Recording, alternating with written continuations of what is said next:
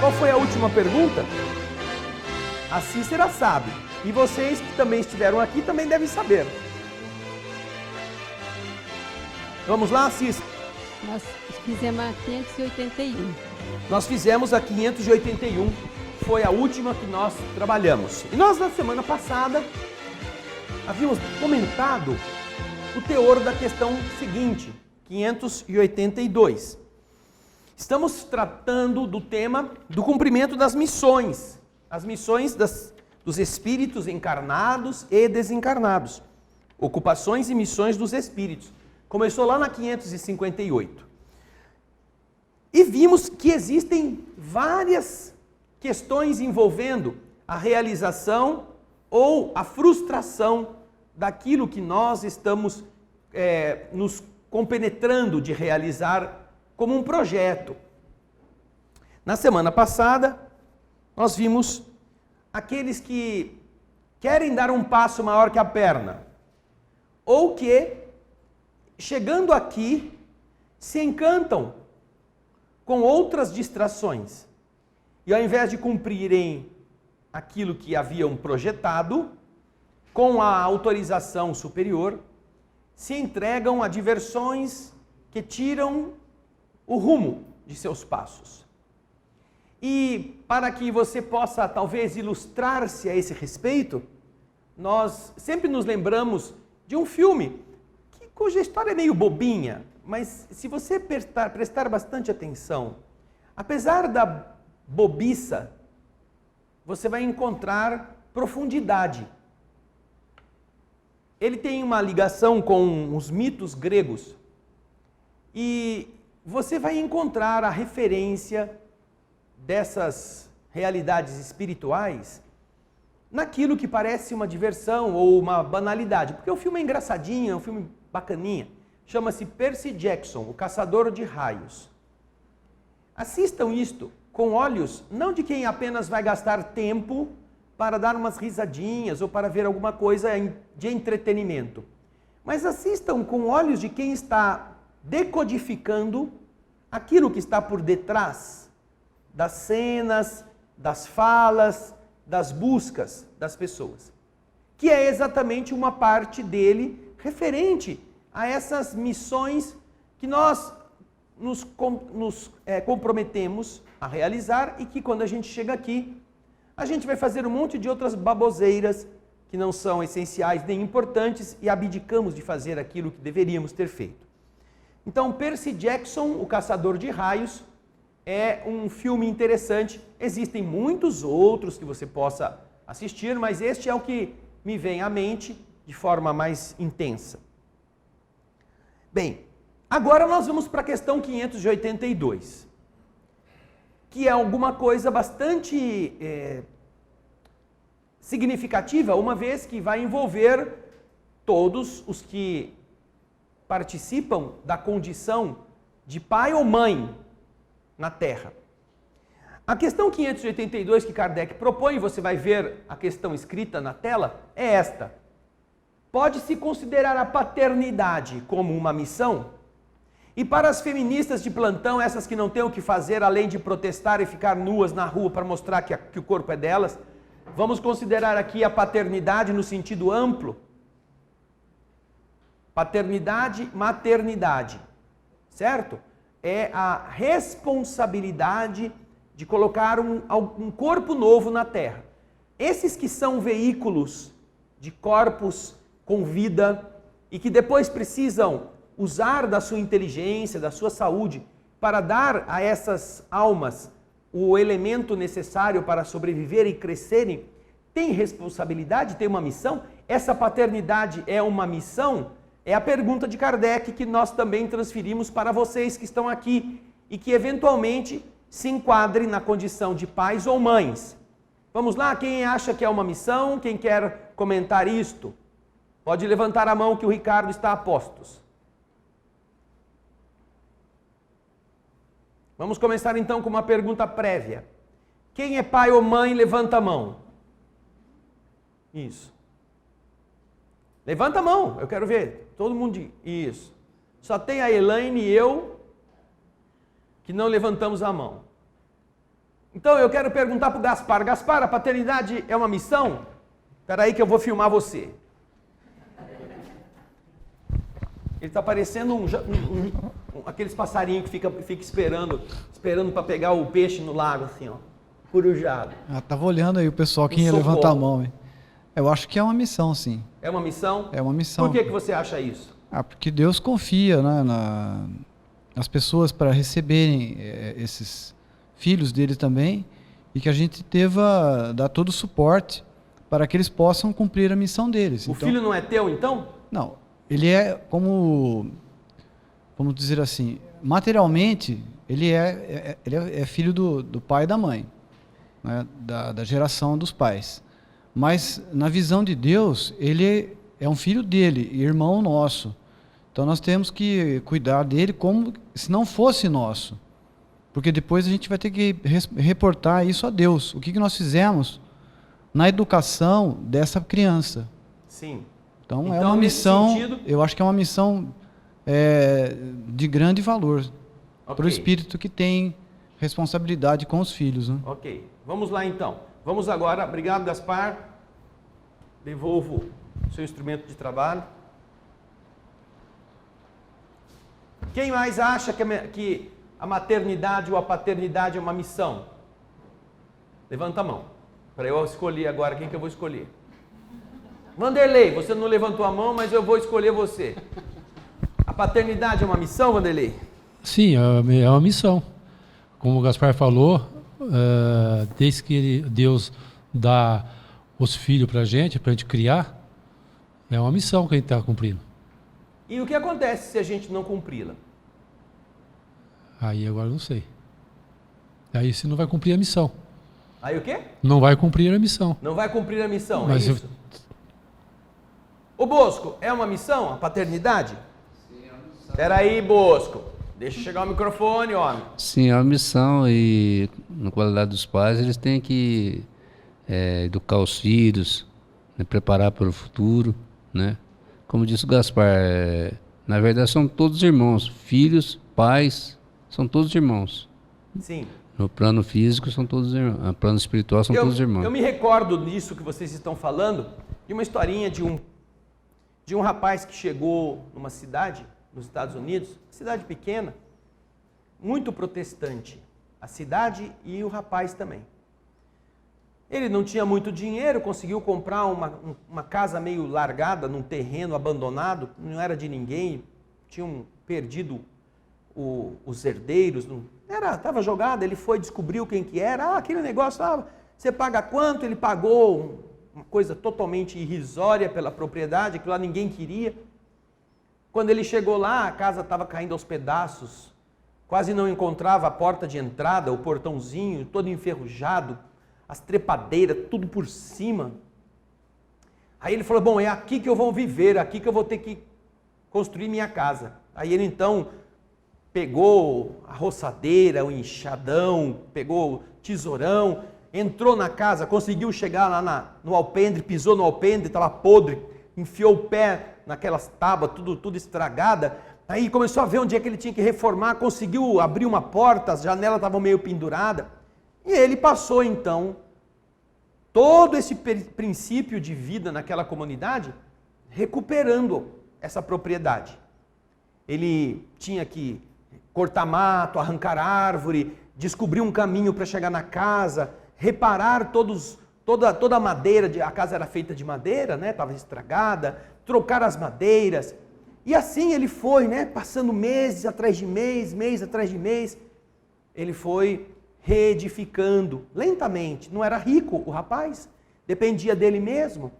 E quase 1 ano e meio depois, ele já podia encontrar a casa dele bem visível, a cerca já refeita, ele tinha conseguido fazer um pouco de jardim, tirado o matagal, conseguiu pintar os caules, os troncos das árvores que ele deixou ali de branco para evitar a formiga, aquilo ficou bem bonitinho, caminho de pedra. Aí um belo dia ele estava sentado na varanda, ele viu um carro parar bem assim na entrada. Aí bateu palma, ele fez um sinal, a pessoa entrou, um senhor respeitável. Ele entrou, falou: meu irmão, você aqui está na nossa cidade já há algum tempo? Ah, sim. E se apresentou: eu sou o pastor fulano de tal, da comunidade tal aqui, a única igreja que nós temos na cidade. E então eu vim aqui para me apresentar a você e saber se você pode me mostrar a sua casa, a sua propriedade, porque isso aqui estava abandonado há tempos, a gente conheceu o antigo dono, estamos aqui há muitos anos. Ah, não, pois não, o senhor pode entrar aqui, olha. E aí o moço foi levando o pastor para conhecer toda a casa. Não era um luxo, mas estava bem arrumadinho agora, né? Daí ele desceu: olha, aqui agora eu estou plantando o pomar, está tudo bonito aqui, né? Aí o pastor disse a ele assim: sabe, como a gente é aqui uma comunidade pequena, nós sabíamos que você tinha mudado para cá e é nosso dever procurar visitar os novos moradores e convidá-los a ir ao culto da nossa igreja. Todos os domingos, em tal horário, nós temos o culto e você é membro da nossa comunidade, gostaríamos de vê-lo lá. Aí o rapaz: o senhor sabe, né? Eu quando der eu vou. E aí o pastor disse para ele: não, mas você, olha, você está vendo, aqui é a prova da divindade, a prova da existência de Deus. Olha que coisa linda que Deus fez. Graças a Deus você está aqui agora, bem instalado. Aí o cara olhou para o pastor e falou assim: graças a Deus, o senhor não sabia como isso aqui era quando Deus tomava conta sozinho. Quando Deus tomava conta disso sozinho, o senhor não imagina como isso aqui era. O pastor engasgou um pouquinho, já foi se despedindo e foi embora. Não, graças a Deus, coisa nenhuma. Graças a mim que vim aqui, derrubei um mato, acabei com as formigas, troquei as madeiras. Quando Deus tomava conta disso, o senhor não imagina como estava feio esse trem aqui, não. Então a gente olha para os filhos, né, como essas propriedades que vão sendo tomadas pelas ervas daninhas e que, se você não cuidar delas, as coisas não ficarão assim tão agradáveis. E que a responsabilidade que Deus te oferece para uma alma é como esse terreno. Esse terreno que, se você deixar por conta própria, não se construirá por si mesmo como um grande pomar, um jardim florido, como um lugar em que você possa descansar a vista e encantar-se com a beleza, apesar de ser natureza. Portanto, quando nós entendemos o mecanismo do existir, nós percebemos que Deus criou a natureza, mas deu a cada filho o poder de modelá-la. Se ele não modelar, a natureza por si só não se modela de forma bruta, seguindo leis próprias da natureza, da botânica, da sua ligação com a iluminação, com a oferta de água, de adubo. E as árvores vão se colocando umas sobre as outras, e os insetos vão fazendo moradias em diversos cantos.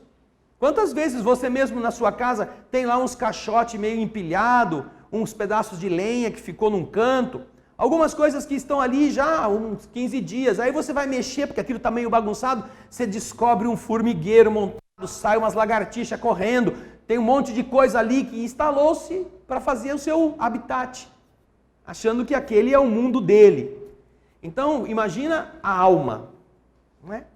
E é isso que nós vamos meditar a respeito. Como, se fosse possível, cumprir a função de jardineiro dormindo. A paternidade e a maternidade se equiparam à jardinagem. E em todos os aspectos. Inclusive na floração e na frutificação. O bom jardineiro conhece as plantas, conhece os seus ciclos, conhece suas necessidades, Ele sabe que ele não pode colocar os adubos em quantidades específicas para as árvores erradas. Ele sabe que a iluminação solar para determinada planta vai queimá-la e para outra vai fazer ela morrer por falta de luz. Então o jardineiro tem que colocar o seu saber a serviço da modificação favorável das plantas a fim de que elas produzam o máximo que possam.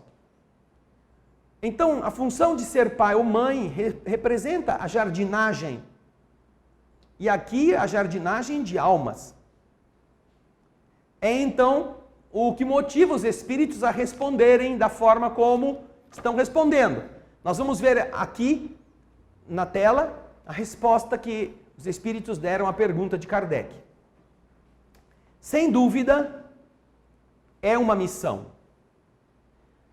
É, ao mesmo tempo, um dever muito grande. Não é só missão, hein? Ao mesmo tempo é missão, mas é um dever que obriga, mais do que o homem pensa, a sua responsabilidade pelo futuro.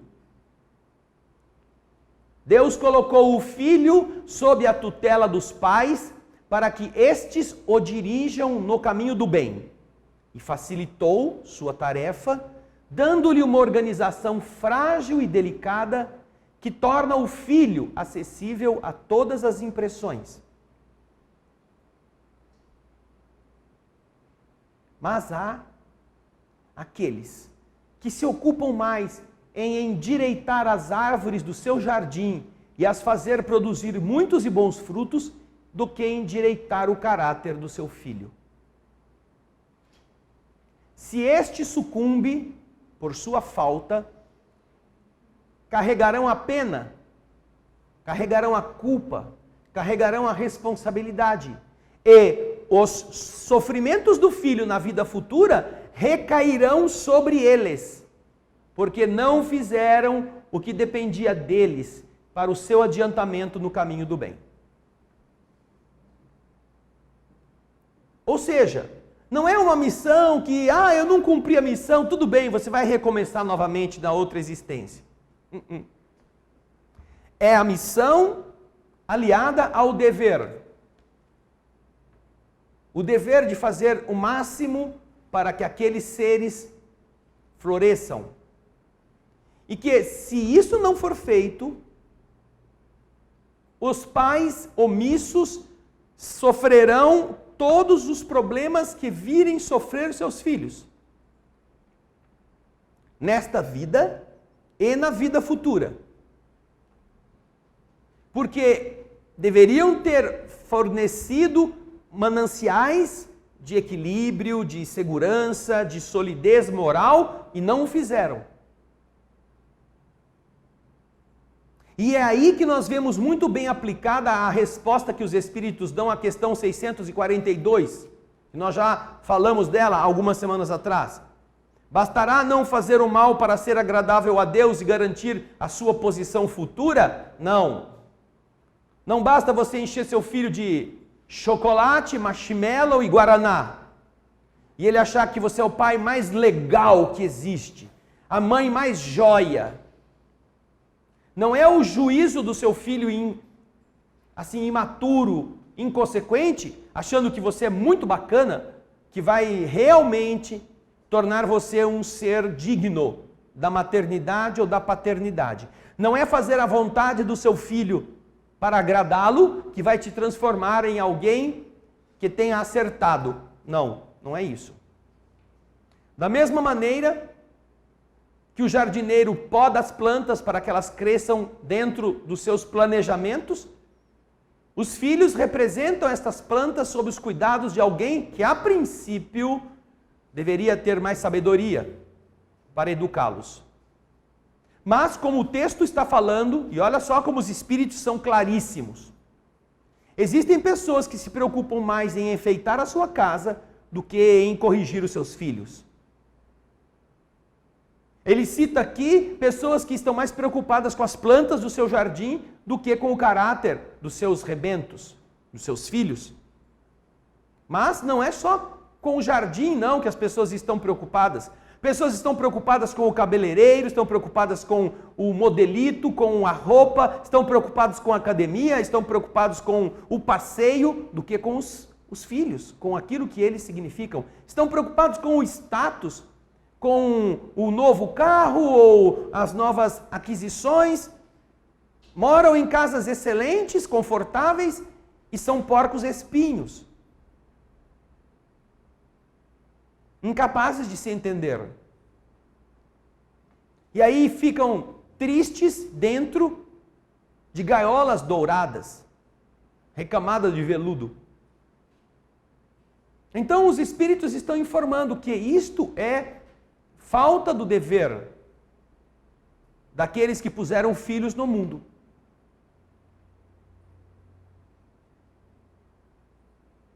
Agora, há um medo, há um drama paterno e materno que é o de errar com o filho, o de errar com a filha na criação. Eu acho que a melhor forma de você enfrentar isso é você se acalmar com a seguinte ideia: você vai errar. Você vai errar. O filho nasce sem um manual de instruções. E cada um é diferente do outro. É um espírito que você não se lembra de onde veio. Portanto, ele tem hábitos que são diferentes do seu, tem inclinações às vezes parecidas, mas tem temperamento que não é o seu. Então, você vai ter que aprender com o seu filho, como ele funciona. Mas isso não significa que você não deva dar um norte, segundo valores que você acha que valem a pena. Portanto, é preciso você ter noção de quem você é e aonde quer chegar, para que enquanto ele estiver sob sua tutela, você o corrija. Nessa correção, talvez você erre, porque eventualmente o filho tinha uma veia artística que você não valorizou. Ou ele tinha determinada tendência para determinados caminhos do pensamento que você não esteve atento para estimular. Você talvez tenha errado nisto. Mas se você garantiu ao filho uma postura virtuosa que dê a ele segurança para escolher seus próprios caminhos, quando ele atingir a idade em que ele já possa deliberar sobre ele próprio, ele desenvolverá essas tendências com mais facilidade. Essas que você não deu muito estímulo. Ele se tornará por ele mesmo. Mas, se você não deu os valores necessários para ele se proteger daquilo que o mundo oferece de facilidades, você pode ter empurrado na direção das tendências mais belas que ele parecia ter e ele se transformar num indecente indivíduo na sociedade. Você será responsável por isso. Então, você vai errar. Vai errar se for muito duro. Vai errar se for muito mole. Vai errar se for muito condescendente. Vai errar se for muito rigoroso. Porque você também precisa aprender a educar. Nós, geralmente, para educar os nossos filhos, sabe qual é o padrão que nós tomamos? A educação que nos deram. É ou não é?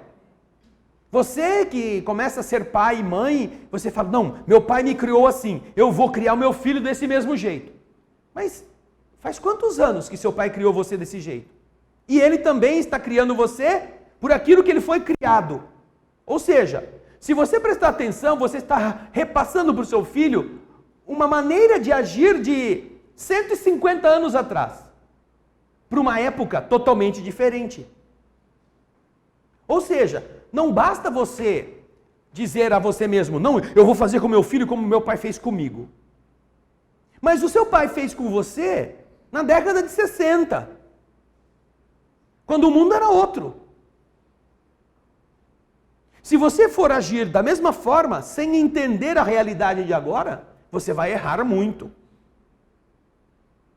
Agora, não quer dizer que os valores que o seu pai, sua mãe, fizeram você aprender sejam atrasados, sejam ultrapassados. Valores, não. Hábitos, condutas, podem ser adaptadas a novas épocas. a novas tecnologias, mas valores não. Hoje há um estudo em um desses portais da internet que diz que os meninos, os jovens que durante a infância dormem dentro de um padrão de ir para a cama cedo, têm menos propensão a terem obesidade na adolescência. São menos obesos. Isso é um estudo feito por médicos que está sendo publicado. Pergunta para algum que tenha filho, se ele põe o filho para dormir às 10h30, às 10 horas, depois que o filho se tornou adolescente, tem os seus 8, 9, 10 anos. Pergunta. Ele dorme a hora que ele quer. E o pai ou a mãe dá graças a Deus que ele tem uma televisão no quarto dele, eles se trancam lá, e o pai e a mãe podem dormir sem saber o que está acontecendo. Que é como hoje os adultos acham que os filhos têm que ter essa liberdade, essa intimidade. Quando você, em qualquer canal de televisão, você encontra nudez e sexo a qualquer hora do dia.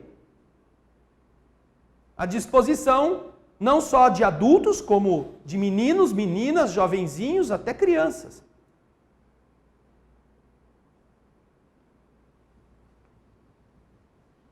Estas atitudes não correspondem aos valores.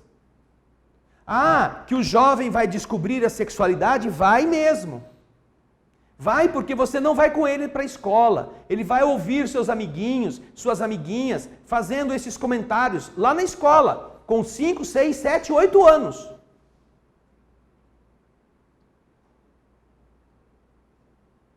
O Gaspar conhece um cara que tem um filho que chegou em casa e meteu um beijo na boca da mãe. É? E a mãe ficou horrorizada. Mas não é beijinho de lábio. Entendem, né? Não é selinho. E a mãe saiu cuspido. Credo, o que aconteceu? O que é isso, menino? É. Ele tinha aprendido na escola. Tinha 7 anos, 6 anos, Gaspar? 3 anos, imagina isso. 3 anos. Espera aí, Gaspar, você é o dono da câmera, não sabe que tem que esperar o microfone? Espera aí, Gaspar. Vai lá, Ricardão, tira essa cadeira daí, Ricardo. Isso. Vai lá. A menina beijou ele porque viu na televisão. Tá vendo? Viu na novela, e aí, como era amiguinho de classe, beijou o menino. O menino também não entendeu muita coisa, achou bonito, foi lá e beijou a mãe. É. Porque viu na televisão, por tabela. Porque já estava escolado. Olha o nome, escola. Né? Escolado. Obrigado, Gaspar. 3 anos. É claro, você não vai poder estar na escola com seu menino de 3 anos. Ele já vai estar exposto a risco. Mas se chegar na casa e não tiver um padrão em que alguém diga, olha, isso daí que você está fazendo não é correto. Não se deve fazer isso. Dá sapinho. A boca da criança, a boca do ser humano é mais suja do que a boca do cachorro. Sabe, cachorro? Já fizeram exames. Pegaram a saliva de cachorros, colocaram nas placas Petris, levaram aos fornos adequados e descobriram que proliferam-se mais bactérias da saliva da boca dos homens do que da boca dos cachorros. Imagina, essa moçada que se orgulha, beijei 45 nessa noite. Nossa, ele é pior que o dragão de Komodo. Sabe o dragão de Komodo? Alguém vai procurar o dragão de Komodo aí para vocês. O dragão de Komodo, nas Ilhas Galápagos, é um monstrão gigantesco, todo cheio de casca grossa. Aqueles dentões de dragão mesmo. Ele tem uma saliva tão venenosa que se você raspar o seu braço, uma parte da sua pele, só raspar no dente salivado, você tem a certeza que você vai morrer. Vai morrer aos poucos, vai morrer devagar, mas você começa a apodrecer e não tem remédio que resolva. Agora, você vai numa balada dessa, entre o claro e o escuro, claro e escuro, você fica beijando, você beijar 45, 35, 25, você é um dragão de Komodo. Tanto de bactéria que você já pegou, tá podre. E o povo acha isso joia, legal. É assim mesmo que tem que ser. Porque faltou decência na formação. Faltou alguém dizer assim, ai, se minha mãe soubesse que essa noite eu beijei 30. Então beija um, beija o dois, mas depois do terceiro beijo não tem muita diferença. É que aí as pessoas já estão tão altas na pinga, que aí elas não respondem por elas próprias. É por isso que tem que ter o álcool no meio, para não dizer a droga. Agora, se esta pessoa tiver um respaldo moral, poderá haver um freio dela mesma. Poderá ela própria dizer, não, isso não é conduta que eu tenha aprendido como correta. Então eu não vou ficar com esse peso na minha consciência, não vou fazer isso. E então você toma uma postura, porque recebeu ensinamentos. Por isso que não é apenas uma missão, é um dever. Mas que atualmente, como isso custa bastante, não em dinheiro apenas, mas em esforço, e como as pessoas estão tão preocupadas em ganhar dinheiro para ter uma família confortável, você se preocupa mais em endireitar as árvores do jardim do que corrigir a conduta do seu filho. Então, a respeito disso, alguém quer fazer alguma pergunta ou colocar alguma ideia? Pode levantar a mão. Aqui, o Valdiner. André, eu tenho acho que umas 10 perguntas aqui. Sobre esse assunto? Sim. Então vai. Com relação à missão, se ela sem contradita, eu acho que não serve, seria meia missão para nós, porque ela não é cumprida. Ao meu ver, não é cumprida. O que não é cumprida? A missão da paternidade? Sim. Tá. Porque agora eu começo a lhe perguntar parte das 10. Se uma pessoa ela faz com que o seu organismo se deteriore em função de que vá trazer prejuízo ao filho, não estaria aí cumprindo uma missão. Como assim? Exemplifique. Danifica os seus órgãos genitais que são acessíveis à fecundação. Sim. E daí traz faz com que o filho venha geneticamente com problemas mentais ou problemas físicos. Mas quem disse para você que o problema físico é decorrente de alguma ação do indivíduo sobre suas glândulas? Todos aqueles indivíduos que têm um comportamento dos quais eles passam, aspas, beber, drogar e etc., sim, traz uma consequências nos seus filhos. Agora, Então, você acha que o espírito que vai nascer nesses corpos não tinha que passar por isso? e se no programa que aquela pessoa veio e daí ela modificou a sua situação e passou a ter este tipo de comportamento em razão das paixões, e o programa que ela veio a cumprir por missão, ela desviou de função. Isso. E daí... O outro não nasce por ela. Se ele não precisar daquele corpo e ele não puder viver aquilo que foi programado, de acordo com aquilo que ele tem que fazer por falta dos seus pais, ele não nasce daqueles pais. Ele vai nascer, o mundo espiritual vai procurar remanejá-lo para pais ou mães que cumpram a obrigação de darem a ele um corpo decente. Tá, mas e aí como é que ficaria essa pessoa com relação a contradito, o dever e a obrigação? De ser mãe ou pai? Sim. Sim, eles estarão sofrendo as consequências de uma atitude irresponsável no campo do altar da geração de filhos. Poderão estar nesta vida vulneráveis a enfermidades graves vinculadas a este ambiente, ou poderão levar desta vida para outra vida problemas de malformação que, quando renascerem, terão um reflexo no seu corpo futuro, em corpos com problemas de impossibilidade de gestar, de fecundar, etc. Porque, e como é que ficaria aí a responsabilidade deles na própria circunstância de futuro? Sim, eles são responsáveis. Pelos O erros futuro que dos cometeram, filhos. Pelos erros que cometeram, serão responsáveis.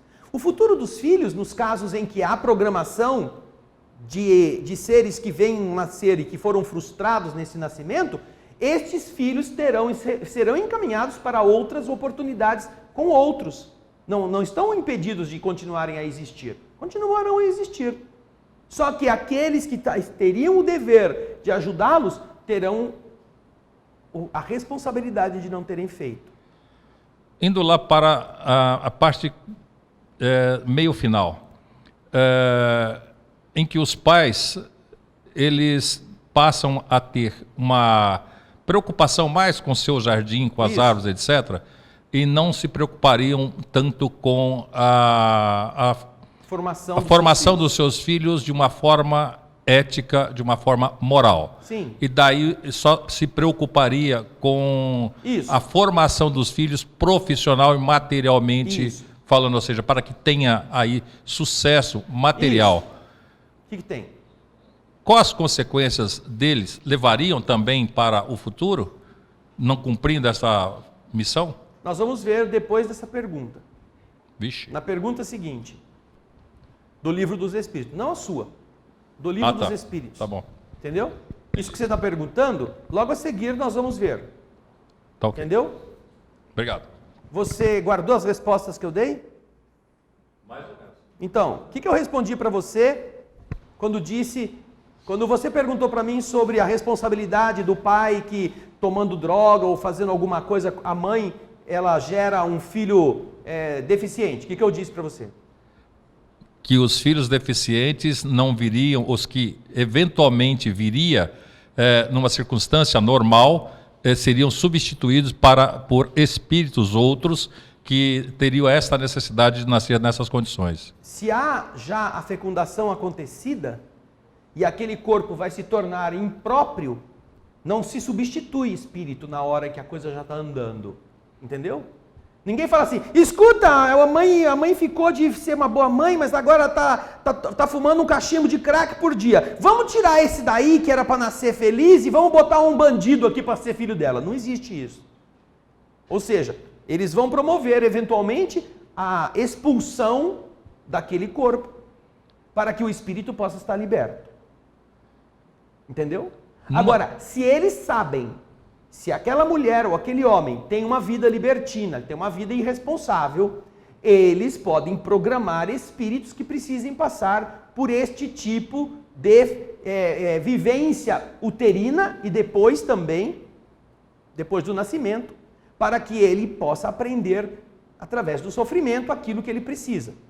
E nesta circunstância, vamos dizer que seria eu, e que não teria a pretensão de ser um desviado de boa conduta.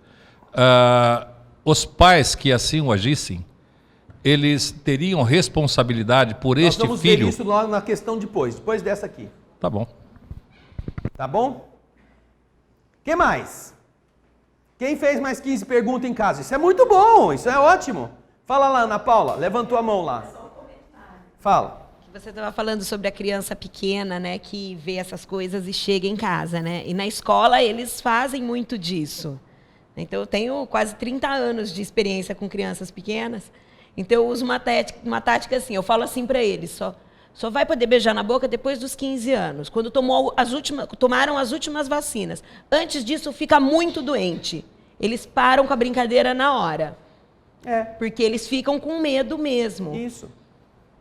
Você dá uma explicação racional que fala sobre um perigo biológico. Isso. E não é aquela coisa, não, isso é pecado, isso é feio, isso Jesus condena. E a pessoa fala assim, mas isso é gostoso, gente, Jesus que condena, mas isso é bom. E né? eu uso o argumento. Você viu? Aonde você viu? Eu vi na novela, eu vi no filme, eu vi na rua.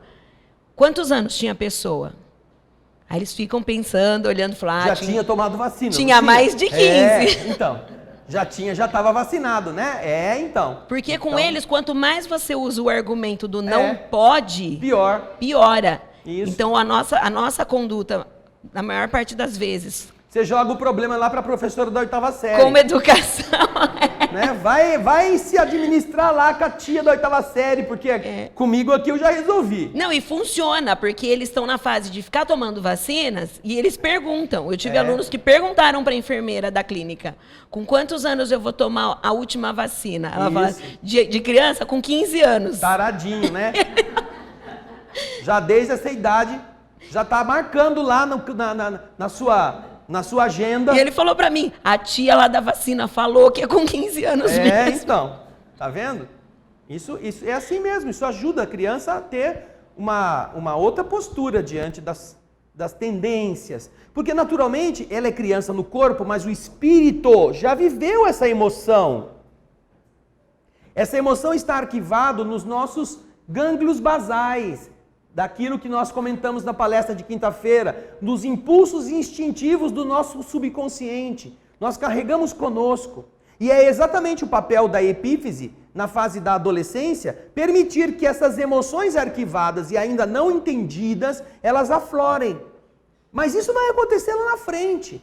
Mas se ela começar a ser estimulada logo cedo, o que vai acontecer é que, ao ela perceber o prazer que aquele contato favorece na sua recuperação da memória, ela vai, desrespeitando a ordem natural, ela vai estimular os centros que estão adormecidos. E ela vai ter problemas de se conduzir em relação às outras crianças. Isso é uma coisa nociva, que a sociedade está fazendo, pelo modo com que está tratando os arquivos de imagem, de vídeo. O Gaspar outro dia estava contando para mim que ele recebeu um presente, um pendrive com algumas músicas, que tinham várias pastas, cada pasta com um tipo de canção. Uma delas era rap, funk. Uma delas era uma pasta só com música de funk. Quando ele abriu a pasta, aí ele começou a ler os nomes das músicas. Os nomes. Ele falou assim, não, vou fechar essa pasta, vou deletar do pendrive. Porque os nomes, só os nomes das músicas, era de uma chulice, de uma baixaria, de uma coisa sem nenhum tipo de referência qualificativa. Que ele mesmo ficou com vergonha. Mas isso as crianças cantam. Cantam na escola, cantam no jardim, no prézinho, porque uma criança escuta, outra criança escuta, acha legal, os adultos ficam horrorizados. Então é isso aí que elas cantam mesmo. Nem sabem o que significa aquilo, mas estão cantando. Então nós estamos vivenciando uma forma de ganhar dinheiro explorando a juventude, a infância, com esse tipo de lixo, porque isso vai dar ibope, isso vai vender música, isso vai trazer gente para o show. Um show que, não sei o que aquilo pode ser chamado, senão de uma bizarrice. Né? É isso que as pessoas hoje chamam de show.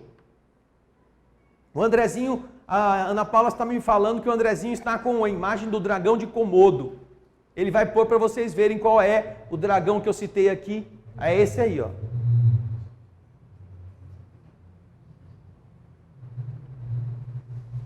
Só tem essa imagem aí, Andrezinho?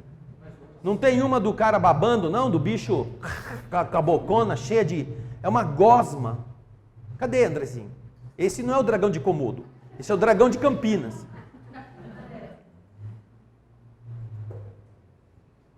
É o mesmo, Andrezinho. Vai lá. Deixa eu sair daqui, senão o povo vai pensar que sou eu. Tá bom. A Ana Paula tá pondo aqui alguns dragões. Põe aí, dragão babando, Ana Paula. Isso aí não tem dente, Ana Paula. Depois do dragão banguelo. Falei que o dragão é cheio de dente. Aí, ó. Primeiro aí, Ana Paula. Ó. Isso. Essa baba do dragão de Komodo é extremamente venenosa. Vocês vão ver aí. É o primo mais velho da lagartixa. Tá demorando esse dragão de Komodo. Tá vindo lá da Ilhas Galápagos. Quê? Ilha de Komodo. É, Ilha de Komoro. Komodo.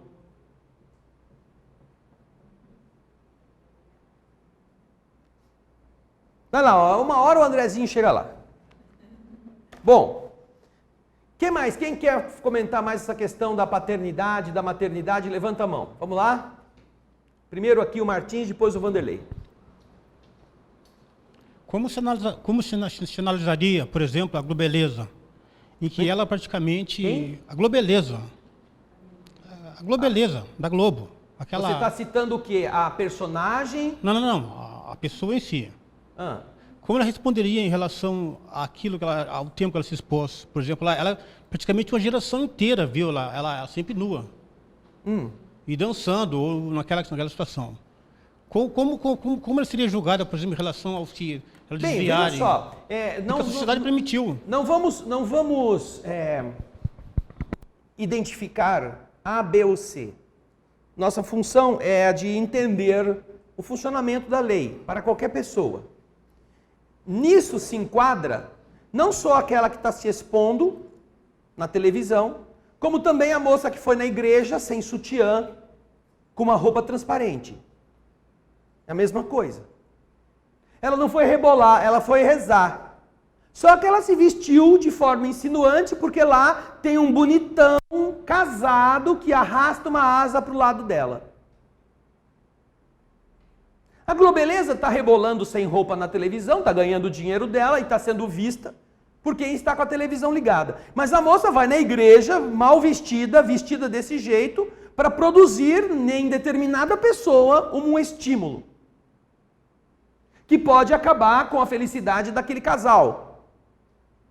Portanto, se nós formos analisar as condutas de muitas pessoas dentro de igrejas, dentro de trabalhos, são muito piores do que dessa moça. Que não é só ela.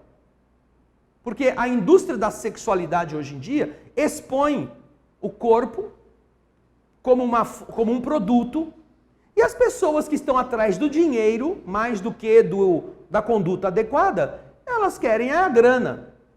Se eu não posar, a outra vai posar, em vez de eu ganhar 1 milhão, a outra vai ganhar, então eu fico com o dinheiro. Então, é o raciocínio pragmático do chamado hedonismo, uma sociedade hedonista, que agora tem a televisão para promover.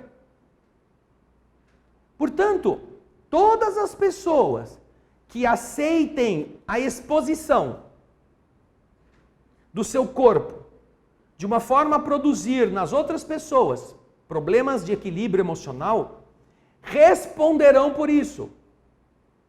Da mesma forma que todos os políticos corruptos responderão por todos os que morrerem por causa do seu roubo, por todos os que sofrerem por não terem remédio, por todos os que não conseguirem os seus direitos porque foram lesados.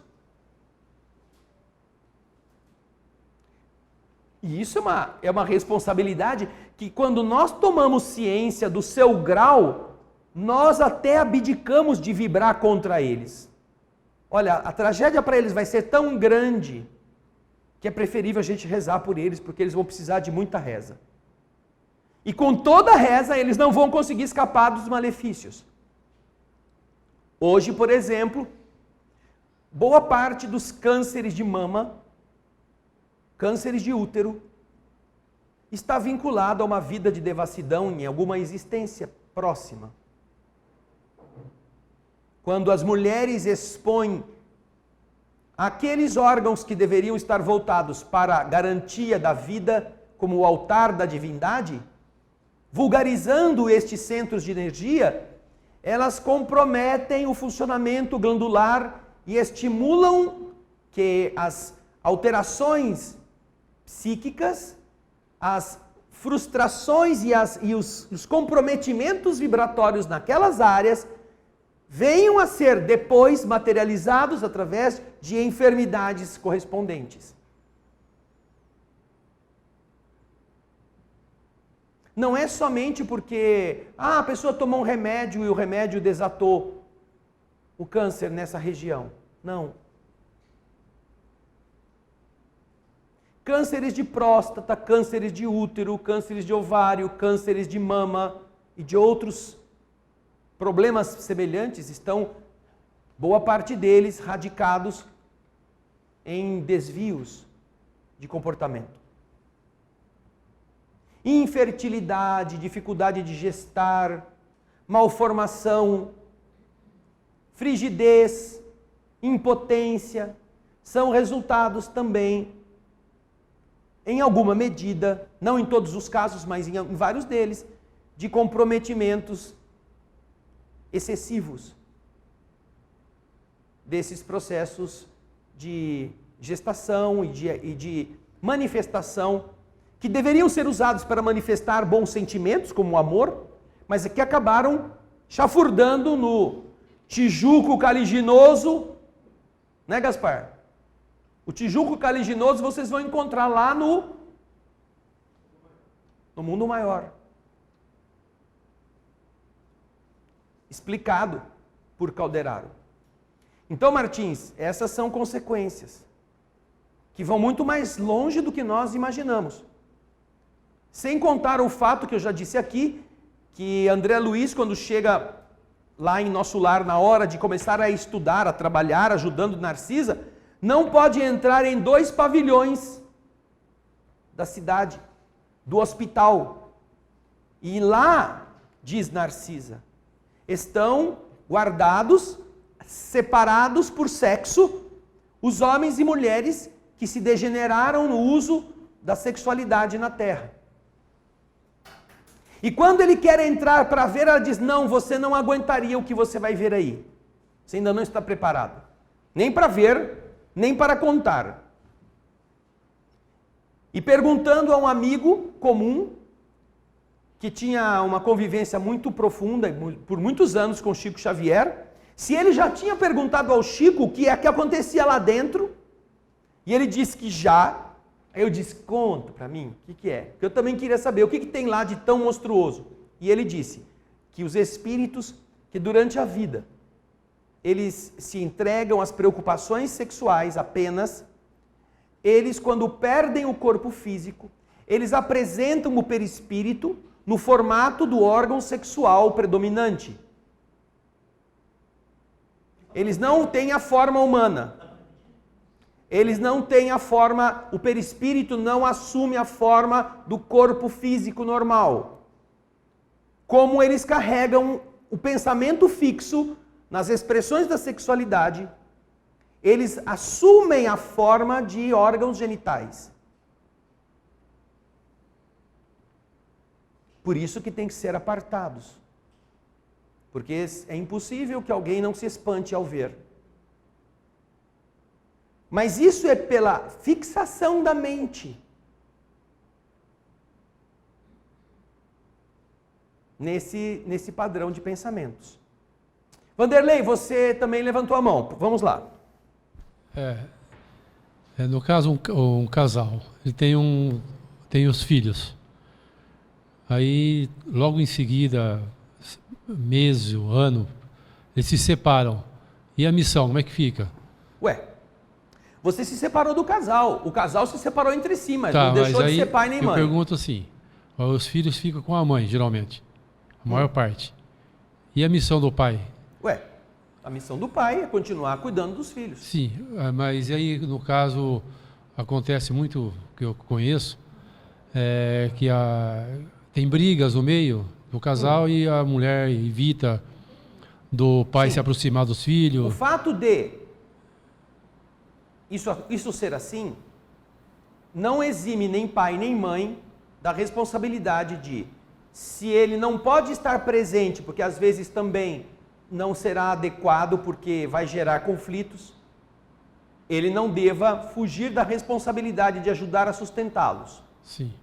Eu falei Ajudar a sustentar é Eu falei criar. a mínima parte que pai ou mãe deve cooperar. Agora, na medida em que os filhos cresçam, quando eles já não estão mais sob a tutela direta daqueles que exercem o seu pátrio poder, os pais que estavam afastados podem tentar retomar a convivência, se não no mesmo ambiente, mas visitar, entrar em contato, reaproximar-se.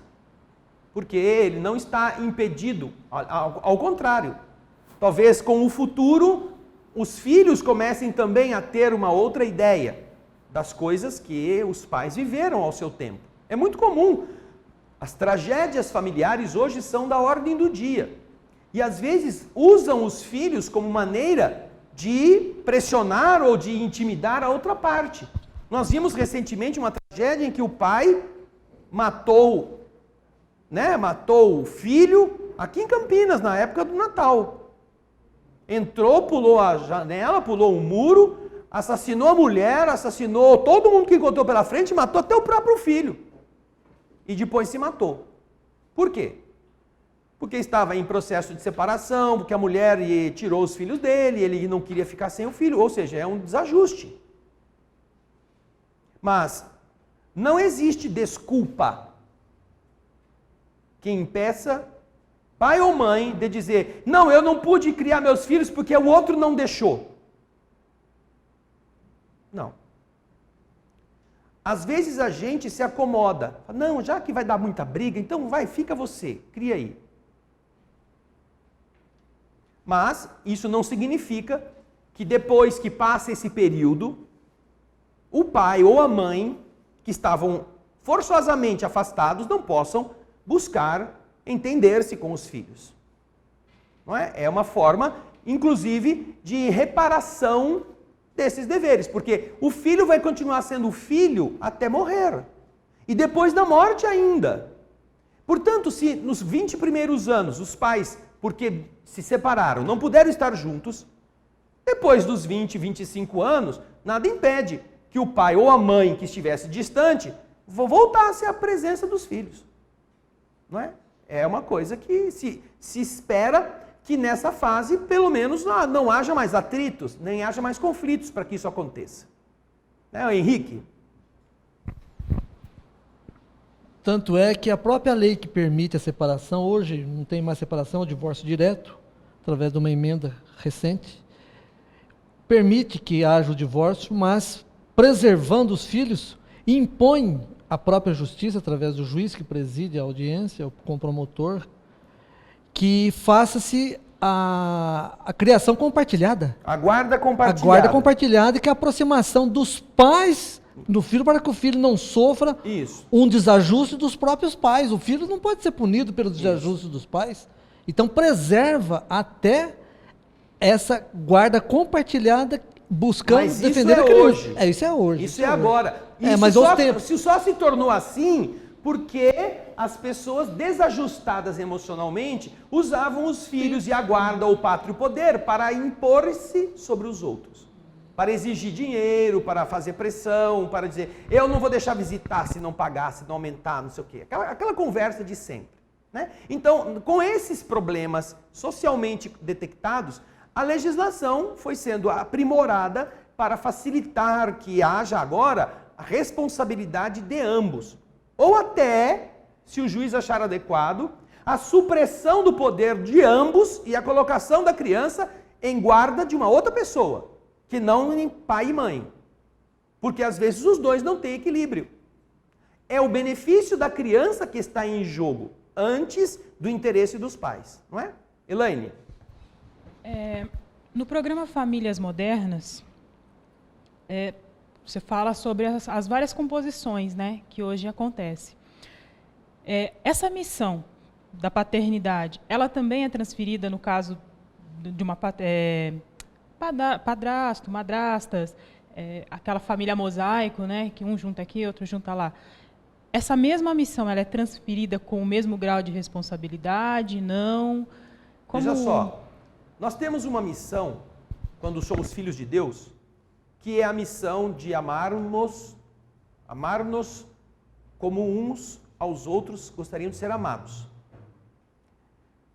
Num planeta atrasado como o nosso, nós ainda usamos como desculpa para restringir a capacidade de amar a hereditariedade sanguínea, ou os vínculos sanguíneos, para que nós tenhamos um dever com aqueles que nasceram de nós e uma irresponsabilidade com os filhos dos outros. Só que isso não é assim no universo. O universo atribui uma responsabilidade direta àqueles que geram, mas não dispensa as pessoas de serem fraternas com seus irmãos em necessidade por estarem próximos deles. Portanto, há esta responsabilidade não por uma questão de missão, em função das experiências vividas na modernidade, as pessoas se conhecem, as pessoas se unem, independentemente de serem gestadoras ou geradoras de filhos. Só que quando elas recebem, para criar uma família nova, pessoas que têm filhos de outras relações, ela tem que entender que ela não pode tratar o filho dos outros como coisa do vizinho. Porque se ela fizer isto, ela está fraudando a base da lei do universo, que é a lei de amor. Então, a coisa mais bonita, quando nós aprendemos o funcionamento disto, é percebermos que não é na hereditariedade, no DNA, que se vincula a responsabilidade do afeto. Não. Você tem que ter responsabilidade no afeto em todas as relações que você realize. Você é um empresário. Você paga salário para os seus funcionários. E se você só pagar o salário e achar que é isso que é a sua missão, você está desperdiçando o mais importante da tarefa da sua vida, que é amar os seus funcionários. É fazer por eles como se você fosse pai deles, tudo o que você pudesse. É dar a eles a melhor condição, para que eles se construam como pessoas. Não é pagar o salário. É mesquinho e ignorante o ser humano que se vale das leis para limitar a sua relação de nobreza com o seu semelhante. É um ser indigno ainda do status de humano. Porque apenas se lastreia nessa formalidade. Cumpre os meus deveres, paga os meus impostos, não deixo atrasar os salários. Ah, é? Mas é para isso? Para isso que você existe, para isso que você tem uma empresa, para isso que você tem um negócio, para isso que você... É nobre você ficar rico às custas dos miseráveis que vão sofrer o peso da sua indiferença? Então, Elaine, agora trazendo para a família, se porventura qualquer um de nós, em qualquer tipo de realização familiar, heterossexual, homossexual, trissexual, multissexual, porque hoje em dia tem de tudo. Uma vez que você esteja em relação com outras pessoas, aqueles que fazem parte deste entrosamento precisam ser vistos como filhos de Deus, que agora estão sob seu cuidado. E você precisará dar a ele, não por uma missão que você assumiu numa vida anterior, você precisa dar a ele o melhor que você tem. Porque se antes você não tinha karma com esse espírito, a partir deste momento você passa a criar karma com ele. Seja no bem, seja no mal. Portanto, a questão da responsabilidade do afeto não se cinge, não se circunscreve ao exame de sangue. A lei se contenta com isto. Não é seu filho. Você não tem deveres. A lei é assim. Porque a lei manda prender você ou impõe restrição ao seu patrimônio, porque ela foi construída com base na ancestralidade romana, no caso do nosso direito, em que os que eram seus descendentes herdavam de você e, ao mesmo tempo, tinham o dever de cuidar de você quando você ficasse velho. É com base nisso que a sucessão se construiu dessa forma no mundo latino. Você lega o patrimônio para os seus herdeiros, mas os seus herdeiros têm o dever de cuidar de você até você morrer. Mas, se isso é assim, lastreado nas experiências de 3.000 anos atrás para cá, nós estamos falando dos etrúrios, dos etruscos, dos primeiros habitantes da Península Itálica, que organizaram suas tribos com este tipo de respeito a essa ancestralidade. Nós estamos vivendo o presente com olhos na poeira do ontem. E não podemos achar que somos dignos de um mundo melhor para o futuro, repetindo o que os primitivos que comiam carne crua faziam, achando que era esse o mecanismo da família. Todas as pessoas que apenas se limitam a fazer o que a lei está determinando, não são civilizados. São acomodados. Eles dão comida para o seu filho, gastam dinheiro em luxos e esquecem o filho da empregada, que está doente em casa, que é problema da empregada. E assim no trabalho, assim na relação de família, assim na relação afetiva. Você quer ver quem são os seus amigos? Fique doente e precise de algum. Aí você vai saber quem é seu amigo. E vai perceber que não tem quase ninguém, se é que tem algum. Todo mundo pula fora. Não há, então, Elaine, desculpa para que a pessoa, ao estar numa nova relação, na qual, ou para a qual, sejam trazidos outros seres, seja indiferente a estes outros seres e não faça nada por eles, a não ser o egoísmo, que pode estar contaminando uma construção de felicidade que é mentira. Você ser feliz porque se casou com a mulher, mas não se casou com os filhos que ela trouxe, quer que eles se danem? Ao contrário, até você exige que a mulher largue esses filhos, que entregue para o marido, para que você possa ser feliz com ela, porque você não quer problemas. Né? Você não está entendendo o que é felicidade. Que mais? Que mais? Isso é interessante. Agora vamos para as 15 outras perguntas que o Valdiner desenvolveu enquanto estávamos aqui falando. Vai lá, Valdiner. A situação de filho de proveta, barriga de aluguel, e qual a relação que tem de responsabilidade de quem gera para... Se a proveta tem que pagar a pensão alimentícia depois que ele fica adulto, o que você acha? Eu acho que o pai e a mãe têm que receber do filho, porque quem está promovendo é um abonado e quem está alugando a barriga está recebendo, como a moça lá do... Valdiner, os espíritos não têm nada a ver com os ajustes dos homens. Entendeu? Os espíritos não têm nada a ver com isso. Todos os seres que estiverem nascendo destes métodos estarão tendo que enfrentar uma situação conflitiva desde o início. Precisam passar por isso. Quem é meu pai? Quem é minha mãe? Aquela que eu estava na barriga ou aquela que pagou para alguém me gestar? Isso não é diferente de você adotar um filho que foi jogado na sarjeta. É a mesma coisa.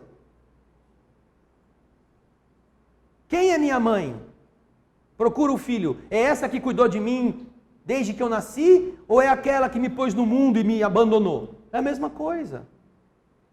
Você fica procurando pelo em ovo na tecnicidade jurídica que não muda em nada a circunstância da espiritualidade. Não muda em nada. A realidade dos espíritos estabelece consequências pelas atitudes, independentemente de onde sejam provenientes o espermatozoide ou o óvulo, que foi usado para fecundar a célula ovo, transformá-la em célula ovo. Se o espírito precisa passar por esse tipo de experiência, ele estará destinado a isto. E vai ter que enfrentar, talvez o problema de ter duas mães que o queiram, ou talvez o problema de não ter nenhuma. E ainda assim se sentir querendo uma mãe. Tudo isso há um motivo no plano espiritual para que aconteça. Você está preocupado e se acontecer uma coisa que não está prevista, como é que Deus resolve? Ele acaba com o universo, pronto. Começa de novo. É claro que não pode ser assim.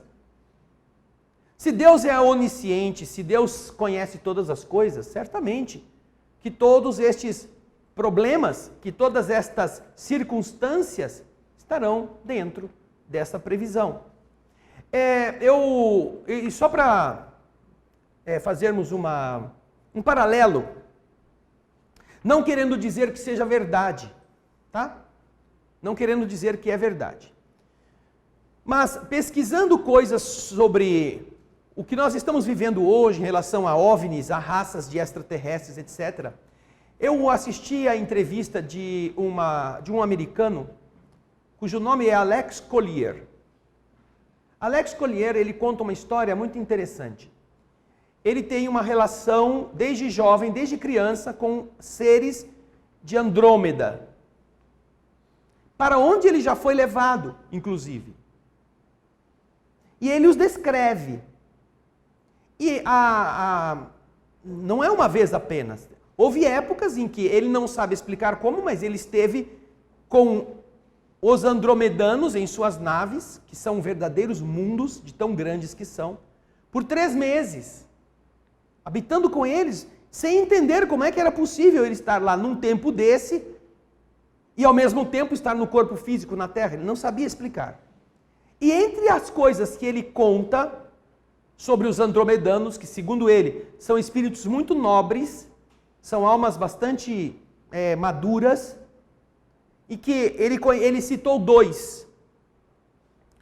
Um é Vesaus, uma coisa assim. Esse Vesaus é um senhor que lembra um pouco, para você ter uma ideia da estrutura, lembra um pouco o mestre Yoda, de Guerra nas Estrelas. E o outro é o Monai. Este Monai, ele é um homem forte, alto, deve ter quase 3 metros de altura, um físico bem robusto, assim, não gordo, mas musculoso. O Vesaus, uma coisa, tem 4.500 anos. E o Monai tem 2.000. É menino ainda. 2.000 e poucos anos. E ele conta que na sociedade que eles vivem, eles têm 3 sexos. Eles são macho, fêmea e transgênero. Já da sua estrutura natural. Ele não especificou se eles depois podem escolher, como é que eles vivem essa individualidade assexuada ou bissexuada. Ele não disse, não deu detalhes, mas ele disse que nessa sociedade andromedana, que é uma sociedade bem avançada, eles têm, nessa estrutura normal de vida deles, 3 opções. Aí alguns perguntaram para ele se ele... Como é que eles faziam, como é que eles se relacionavam na intimidade? Aí ele começa a dar risada. E ele diz assim: eu era castigado só de pensar no espírito, num dos seres que estava lá, nu. Só de pensar como ele devia ser sem roupa, eu já recebia castigo. Castigo não de punição, de apanhar, mas ele era repreendido, porque lá eles trabalham apenas com o pensamento, eles não falam. Só o monarca falava com ele. Os outros ouviam tudo o que ele falava, mas ele não ouvia nada. Então, se ele pensava que alguém, como será que essa pessoa sem roupa, coisa que o ser humano faz todo dia, quase 24 horas por dia, ele imediatamente já era, escuta, você não pode aqui para fazer o jeito que você quer, as coisas aqui não funcionam assim. Eles têm uma rigidez de respeito a estas coisas. Então ele diz, eu nunca perguntei, porque se eu só pensasse na pessoa sem roupa, eu já era castigado, imagina se eu perguntasse. Essa pergunta eu nunca fiz, nem vou fazer. Conta ele. Ou seja, as opções que existem no universo são tão impressionantes e variadas, que seria muita tolice que você imaginasse que toda a comunidade galáctica fosse a expressão do chiqueiro de porcos. E só houvesse chiqueiros por todas as partes. Cercados de pedra, cercados de arame, cercados de balaústre, cercados de plantas, mas tudo é chiqueiro. Não. Então, essas transformações, elas são de tal forma, assim, impactantes, que você começa, pelo entendimento das leis que a doutrina espírita nos fornece, você começa a ver uma lógica muito mais robusta, muito mais profunda, do que essas questões que às vezes a gente fica tentando criar para ver como é que os espíritos resolveriam este problema. Nós nos impressionamos quando alguém morre, mas os espíritos não se impressionam. Nós dizemos, mas por que deixou que isso acontecesse? Mas acontecesse o quê? Morreram 200 mil no tsunami do Natal de 2004? E daí? Quem morreu? O fulano, a fulana. Não, eles estão vivos. Imagina passar aqui na M. Martin, sabe a M. Martin aqui, ou qualquer dessas lojas de outlet, cheia de roupa. Imagina passar um furacão, um tufão, pegar um fogo lascado, queimar tudo. Você vai ficar chorando? Nossa, a M. Martin queimou, não sei onde queimou, Vila Romana queimou. Mas não é pano? Então é pano. Qual é o problema? Constrói de novo. Os nossos corpos são panos que nós vestimos. Para os espíritos, quem vai evoluir não são os corpos, são as almas. Então, se é necessário retirar uma quantidade de uma região para fazer com que essa mesma quantidade aprenda mais rápido, um soprinho, acabou. Ai, mas todos morreram. Não, nenhum deles morreu. Estão vivos. Só o corpo. O corpo pereceu. Mas os outros não. A alma continua existindo. Então, essa visão que a doutrina espírita nos dá, de que há infinidade de mundos habitados, se você começar a ler os capítulos iniciais deste livro, o Livro dos Espíritos e do Evangelho, você começa a ver que o que você está encontrando ali é descrição de seres extraterrestres, de relacionamentos de seres de outros planetas, chamados de espíritos, de exilados de capela, como o livro conta, como Emmanuel se refere. É claro, a dimensão do mundo invisível para nós ainda é um mistério para aqueles que ainda não enxergam o mundo invisível, mas nós estaremos um dia enxergando todo o mundo invisível. Só não enxergamos porque nós, hoje, não somos capazes de ter equilíbrio. Nem com o que enxergamos do mundo visível. Imagina se nós fôssemos ver os espíritos que estão por aqui, fazendo parte da nossa inferioridade. Nós ficaríamos caber em pé. Então essas são coisas que nós precisaremos evoluir. Olha, a preocupação de boa parte dos governantes é o que será que acontecerá com a humanidade quando descobrirem que existem seres de outros mundos?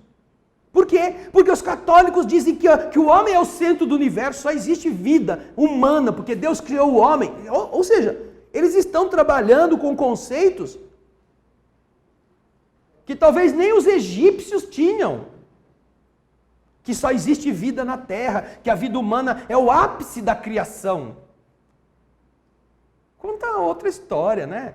Qualquer criança hoje é capaz de colocar um sacerdote em uma situação constrangedora, fazendo ele explicar, escuta, como é que pode existir tanto mundo assim? É tudo vazio? Não, está endemoniado. Pronto. Aí, a fuga é esta. A nossa capacidade de analisar as coisas com os conceitos que os Espíritos nos dão, precisa abrir a nossa mente. Para que nós olhemos as realidades cósmicas, não por esse ponto de vista igrejeiro. Porque nós somos espíritas ainda com as manias dos católicos. A gente ainda gosta de santo, a gente gosta de reza decorada, a gente gosta de água benta. A gente ainda tem essa relação mística. Não uma relação lógica, uma relação autêntica, uma relação aberta, uma relação que fale de todas essas realidades sem medo. A gente ainda tem medo dos espíritos que não nos protege, o do obsessor. Ora, quando vamos ser adultos? Quando vamos usar a nossa inteligência para refletir a realidade cósmica? Porque Deus deve fazer coisa melhor do que a nós, não é? Se Deus não tiver nada melhor do que a nossa sociedade, puxa vida, tem que demitir esse cara. É um incompetente. Mas para quem criou tudo o que criou, puxa vida. Ele já deu provas de que é muito competente. Nós é que precisamos, né, fazer 18 anos, né? Ah, a festa da... A moça tem aquela 14 anos, 15 anos, né? Debutante. Nós temos que debutar, gente, como espíritos inteligentes. Por isso é que, às vezes, as pessoas não compreendem o livro dos Espíritos, porque ficam querendo entender o livro dos Espíritos com a cabeça de católicos, de evangélicos, de seres que estamos vivendo conceitos ultrapassados que a gente quer encaixar na obra dos Espíritos. Que teve que esperar 18 séculos para chegar até a nossa inteligência, exatamente para se livrar desse ranço. Desse ranço de coisas pré-concebidas, de preconceitos, de ideias torpes, inclusive na questão da fé. Mas, se você perceber, todas as casas espíritas estão repletas de pessoas com interesses religiosos dogmáticos. Pessoas que querem ir lá para Deus proteger, para tomar uns passezinhos e esse passe melhorar a vida dela lá no serviço, para vender a casa que está meio, parece que enterraram uma caveira de burro lá na casa da pessoa que não vende, não aparece um comprador. O que é isso, senão o velho católico indo lá para pedir para o padre benzer e ver se ele consegue se livrar do problema? É a mesma coisa. E quando nós aprendemos a fazer isso, nós nos tornamos independentes do medo. Independentes desse pavor de saber o que viemos fazer aqui. E aí as nossas hipóteses serão outras, bem diferentes destas que temos feito até agora. Ora, nascido da mulher, nascido de homem, porque agora inclusive a medicina consegue fazer homem engravidar. Faz o parto através da cesariana. Tem um caso lá, não. Você vai procurar, você vai achar. Mas naturalmente é uma excrescência. Se todas essas coisas estão mostrando a ampla gama de modificações que podem existir, não que o homem vá ser a partir de então o centro da vida. Não. Recentemente, uma mulher que estava em estado de coma deu à luz. Foi mantida viva para dar à luz ao filho vivo. E nasceu a criança da mãe que estava doente, grave, em estado de coma. Isso há 30 anos atrás, 40 anos atrás, não seria possível. Então é pecado. Essa criança tinha que ter morrido. Como vamos explicar agora que a criança nasceu? Há 30 anos teria ido para o caixão com a mãe, na barriga da mãe. Ora, essas não são hipóteses plausíveis. Se está acontecendo é porque foi permitido que assim fosse. Graças aos avanços da ciência. E quem tinha que morrer nessa condição? Vai morrer de outra coisa. Então a gente não pode abominar a vacina que salva, o remédio que tira a pneumonia do pulmão, porque se for assim, e a pessoa que tinha que morrer de pneumonia, não vai morrer mais de pneumonia. Como vai ser? Vai estar infringindo o karma que ela tinha que passar? E se ela tinha que nascer com aquele problema de saúde, com aquela deficiência, e ela foi operada no útero da mãe, hoje fazem mais de 80 cirurgias no útero da mulher, antes do filho nascer, na criança. Mas ela não tinha que nascer com aquela deficiência? Ora, tinha, mas as tecnologias de hoje permitiram, e Deus, obviamente, não deseja, como disse Jesus, o sofrimento. É misericórdia que eu quero, não é o sofrimento. Quem nasce com lábio leporino tem que ficar com o lábio leporino até o fim da vida? Aquele lábio rachado assim, que une o nariz, a fossa nasal até o lábio, que às vezes não tem nem o céu da boca. Está condenado a ficar assim o resto da vida?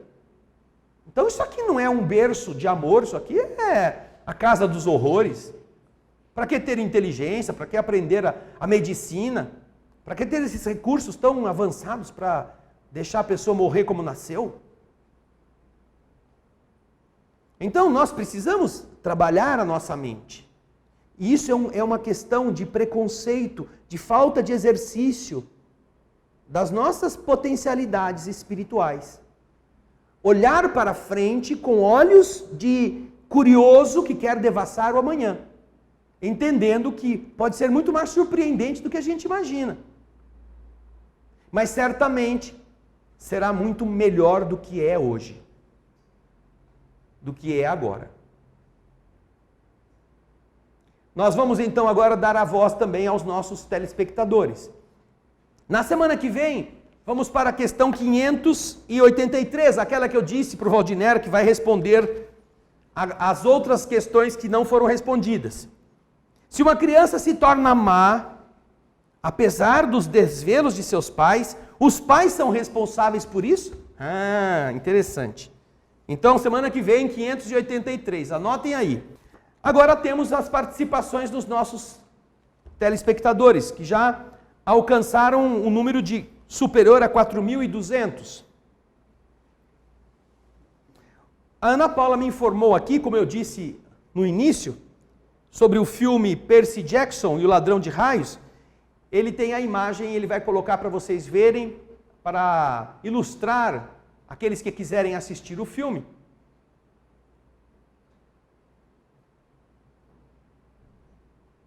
O Ladrão de Raios roubou a imagem do Andrezinho. Aí, não, chegou. Aí, Percy Jackson, é esse o filme que nós nos referimos, que é muito interessante para a gente pensar sobre aquilo que estávamos dizendo nas pessoas que perdem o seu tempo, que acabam se distraindo com a missão que vieram para cumprir, né? Obrigado, Andrezinho. Vamos então às perguntas de hoje. A Zélia Zago, de Campinas. Não contente que o marido fez 15 perguntas, a mulher em casa, participando, faz pergunta. 2. Isso mesmo, Zélia. Vai competindo com o Valdiner, porque ainda se acaba ganhando dele. Muito bem. Obrigado, viu, querida? Estamos sentindo sua falta aqui também, viu? A Zélia disse assim: podemos dizer que o trabalhador de uma casa espírita é uma missão? E se um trabalhador de uma casa espírita com anos de dedicação por algum motivo se afasta da casa e do trabalho por ele dedicado? Se for uma missão, como fica? Podemos dizer que era o tempo proposto ou foi uma falta de responsabilidades? A missão das pessoas não está com uma casa, não está com uma determinada instituição. A missão das pessoas está lá na questão 573, Zélia. Instruir os homens, ajudar o seu progresso e melhorar as instituições por meios diretos e materiais. Essa é a missão. Se você, porventura, está dedicando-se a uma determinada igreja, uma determinada religião, você pode fazer isso lá dentro. Mas se por algum motivo você não pode mais ir ali, você pode continuar fazendo isso fora dela. Aliás, deve. Porque as pessoas confundem o trabalho religioso com a própria missão e não são as mesmas coisas. Ao contrário, às vezes as pessoas usam a religião como forma de fugir da sua missão. A missão de serem bons em casa, a missão de serem pacientes uns com os outros, a missão de serem seres humanos com as pessoas que estão convivendo no trabalho. Eu fui na igreja, já lá eu comunguei. E agora eu como o fígado do meu subalterno. Só porque comungou na igreja. Não, às vezes as pessoas usam o trabalho religioso como uma grande muleta para se acharem livres e fazerem o que tiverem vontade de fazer fora dali. Portanto, a missão não está na igreja que você serve. Está nas tarefas que você realiza dentro dela e fora dela. E se você não cumprir isso, você pode continuar indo na igreja que você não estará cumprindo sua missão. Fiquei 40 anos naquela religião. Puxa vida, hein? Tá danado. Vai desencarnar de 40 anos sem ter feito o que devia. Porque ficou lá dentro fazendo fuxico, invejando as pessoas, fazendo intriga, sendo um peso para os outros terem que aguentar. O que você doou de você mesmo naqueles 40 anos? Só sentou-se, alisou o banco, lavava o castiçal, acendia a vela? Era isso? Não.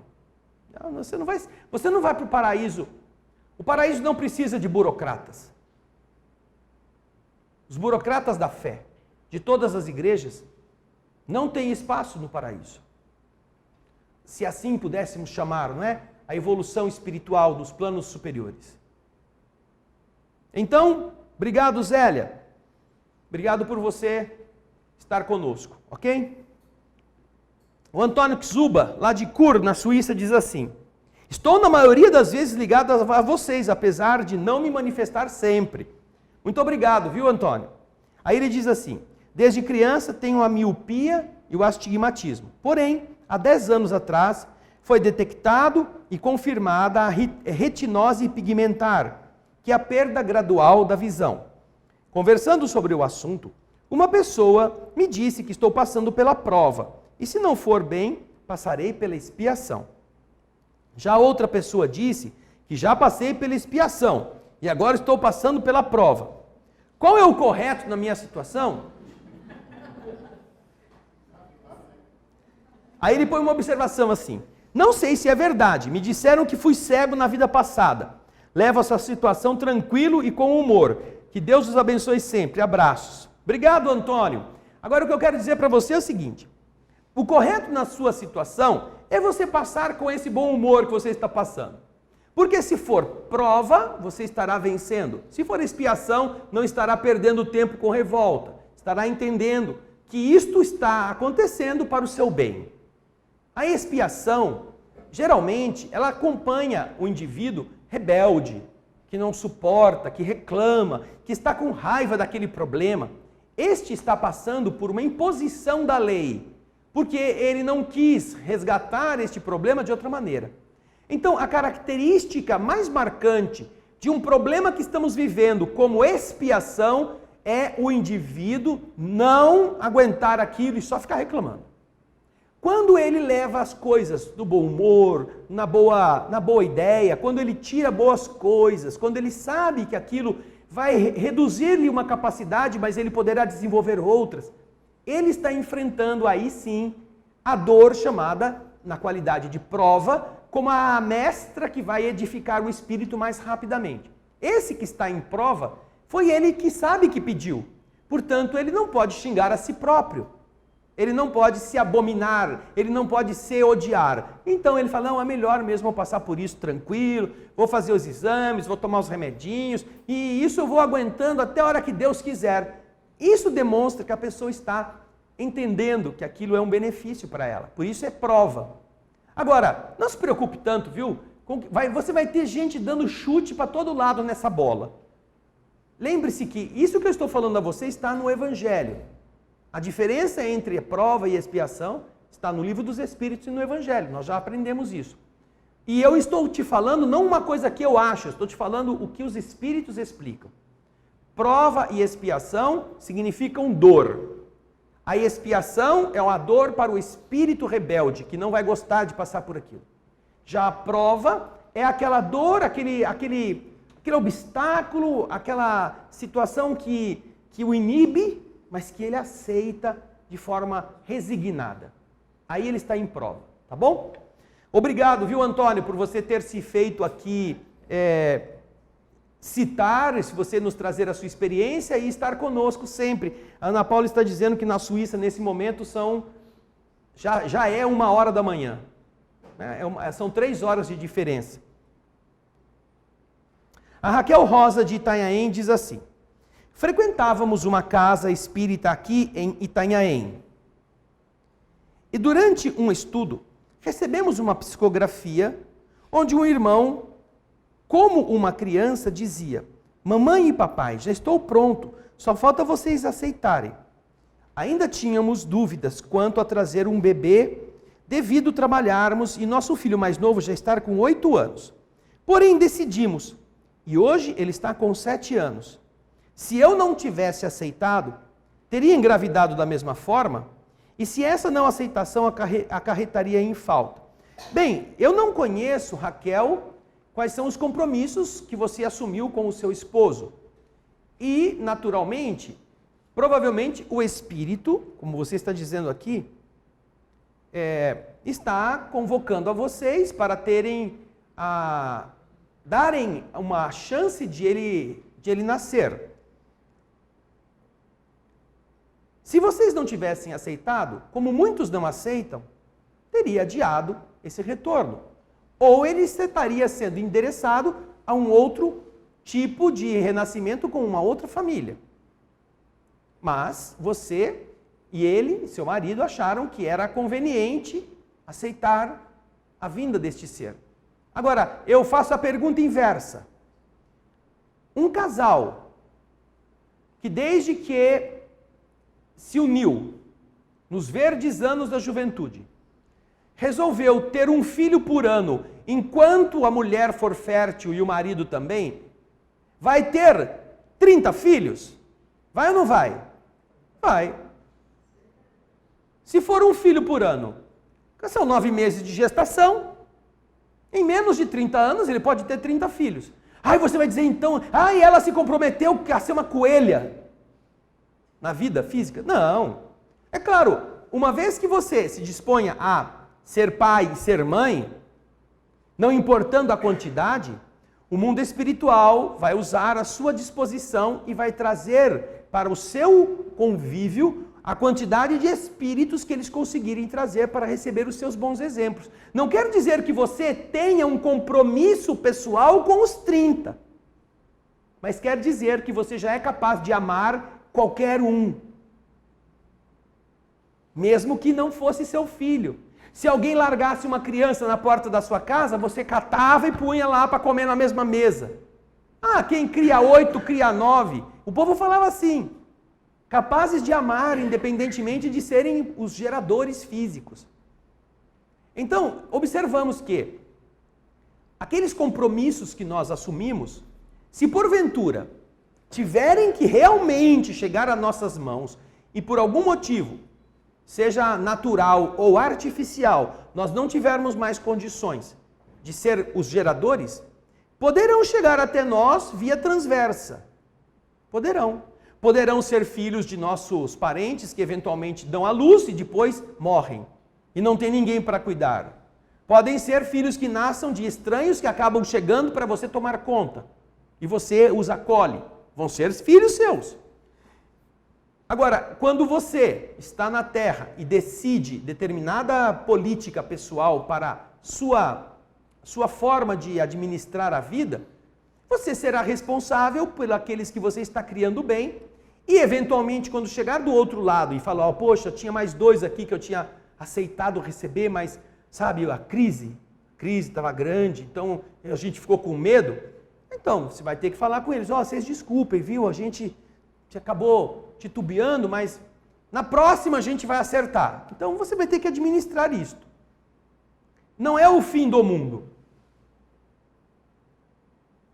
Não é. Mas é alguma coisa que deixou de ser feita. Quando você se separa de uma pessoa com quem você está casado para viver uma nova aventura, você está largando alguém. Está abandonando uma pessoa que gostou de você, que também confiou em você. Você se dá o direito de ser feliz com outro. Mas e essa pessoa? Não está largando no caminho? Está largando. Vai ser responsável por ela? Vai. Vai ter que reconstruir o afeto daquele ser. E se porventura essa pessoa ficar tão desesperada que tomar veneno, porque não aguenta a solidão? Você não a matou, mas você terá responsabilidade no suicídio? Terá uma cota de responsabilidade no suicídio. Também. Então, você percebe uma coisa, Raquel. Nós temos medo de morrer quando a gente não conhece a lei do universo.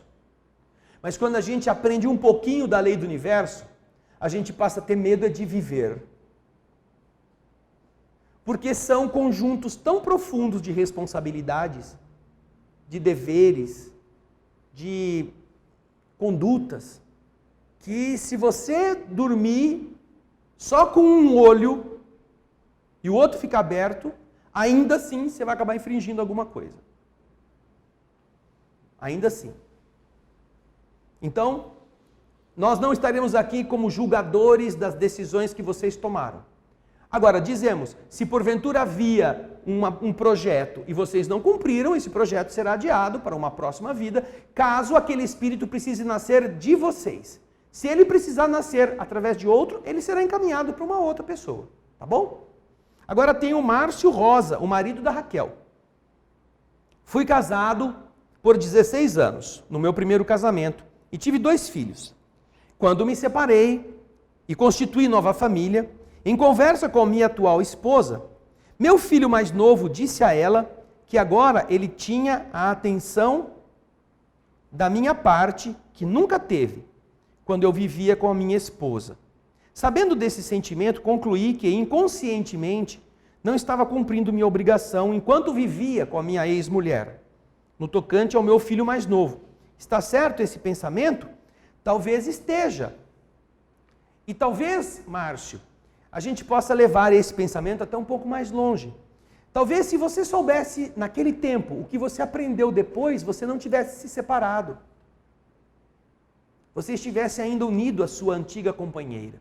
Não que esteja errado você ter se unido à sua esposa atual. Não. Mas, como nós acabamos amadurecendo na pancada ao longo da vida, aí quando você chega lá na frente, você fala assim, nossa, se eu tivesse a minha cabeça de hoje, naquele tempo, puxa, eu teria tido outra atitude que não aquela que eu tive. Eu teria seguido por outro caminho que não aquele. E aí talvez o filho tivesse aquela mesma opinião que hoje ele tem a seu respeito, lá naquela união. Não é? Então, agora, é natural que você reflita dessa forma e você aprenda daqui para frente a avaliar seus sentimentos e a demonstração desses sentimentos como sendo aquilo que vai construir os outros, mesmo quando você não esteja gostando muito da situação em que está vivendo. Talvez não agora que você tem uma nova companheira, mas talvez no serviço. A gente às vezes não gosta do colega de trabalho, a gente não gosta do chefe, a gente acha o nosso funcionário muito relapso e a gente fica irado com eles. Será? Às vezes ele está ali para ser reerguido, para ser compreendido, para ser ajudado. E é o que você está agora descobrindo ou analisando em relação ao seu filho mais novo. Muito obrigado, Márcio, porque foi muito enriquecedora a sua participação no nosso encontro de hoje, tá bom?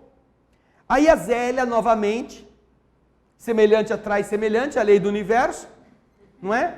A Zélia, a esposa do Valdiner, o Valdiner falou assim, olha, eu tenho muita pergunta, então vamos fazer uma coisa, eu vou levar uma parte, deixa outra parte para você ficar fazendo aqui. A Zélia. Como fica aquela mãe que se comprometeu a receber um filho e passados algum tempo não consegue seguir sua missão de mãe? Por vários motivos, como maus tratos. E aquela que acolhe depois desses acontecimentos seria também uma missão? Bem, a maternidade é uma missão como a paternidade.